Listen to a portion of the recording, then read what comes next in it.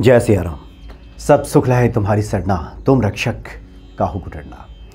ईश्वर के लिए भक्तों के आंसुओं की बहुत बड़ी कीमत होती है। बाबा नीम करोली जी महाराज का एक ऐसा ही प्रसंग है। बाबा जी तो अपने किसी भक्त को रोते हुए देख ही नहीं सकते थे।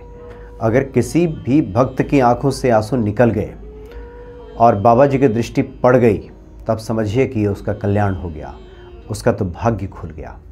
मोह समान न दीन, दीन हित तुम समान रघुवीर। मेरे जैसा कोई दीन दुखियारा नहीं है और आपके जैसा कोई दीनों का उद्धार करने वाला नहीं है।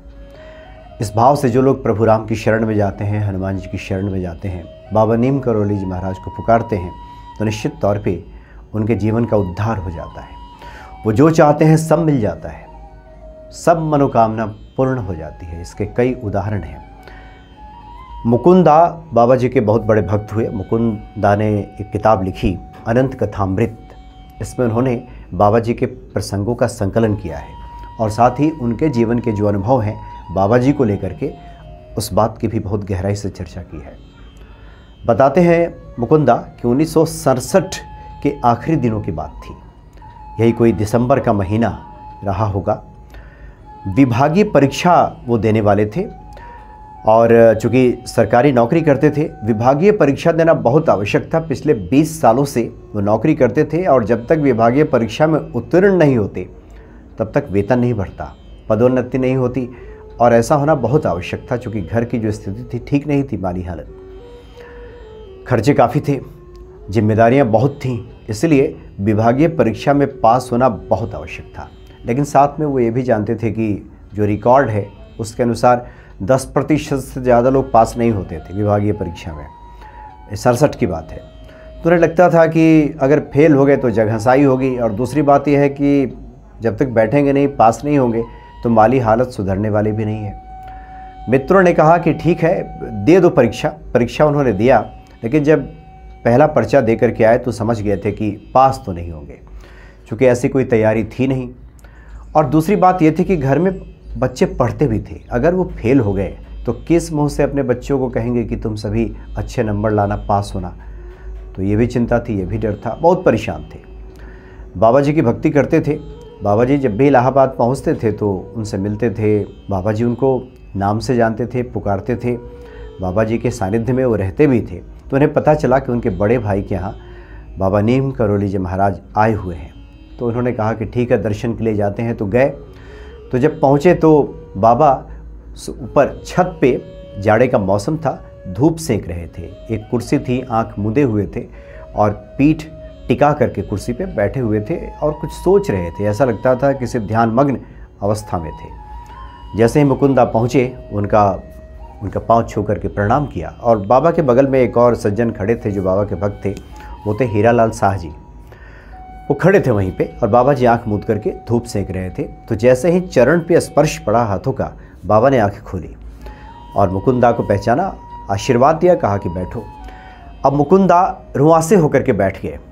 बाबा ने दृष्टि डाली, चूँकि देखा कि अपेक्षाकृत अन्य दिनों में जब भी मुकुंदा मिलते थे, बातचीत करते थे, आज चुप क्यों है, रुआंसे बैठे थे। तो बाबा ने कहा कि क्यों रुआंसे बैठे हो, क्या दिक्कत है। तो ऐसा सुन करके भीतर का जो ज्वार था, भीतर का जो दर्द था, वो फूट पड़ा, रो पड़े, आंसू गिरने लगे, फपक फपक कर रोने लगे और बाबा के चरण पकड़ लिए। कहा कि विभागीय परीक्षा हमने दी है और पास हम नहीं हो पाएंगे।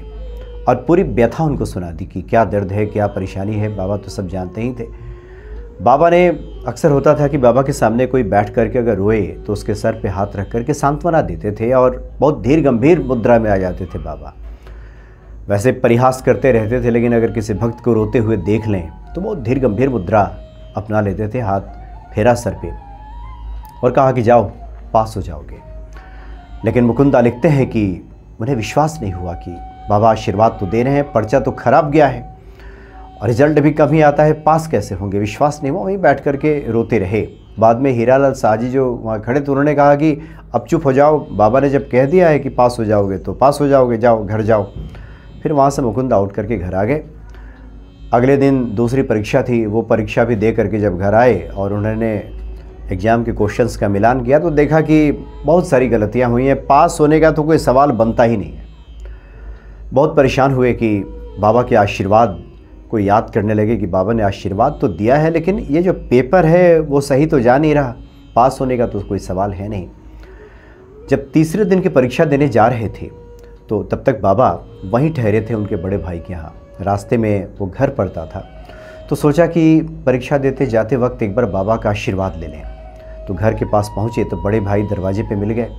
इन्होंने इच्छा प्रकट की कि बाबा से मिलना चाहते हैं, तो उन्होंने कहा कि नहीं अभी मत मिलो, अभी वो भोजन ग्रहण कर रहे हैं, उसके बाद आराम करेंगे, शाम में मिलना, शाम में आना, शाम में मिल लेना। लेकिन न जाने कैसे बाबा ने आवाज़ सुन ली और बाबा ने भीतर से ही आवाज़ दिया कि कौन है, भेजो, अंदर भेज दो। तो मुकुंदा अंदर गए, जाकर प्रणाम किया तो बाबा मुस्कुराए और बाबा ने पूछा कैसा गया पर्चा।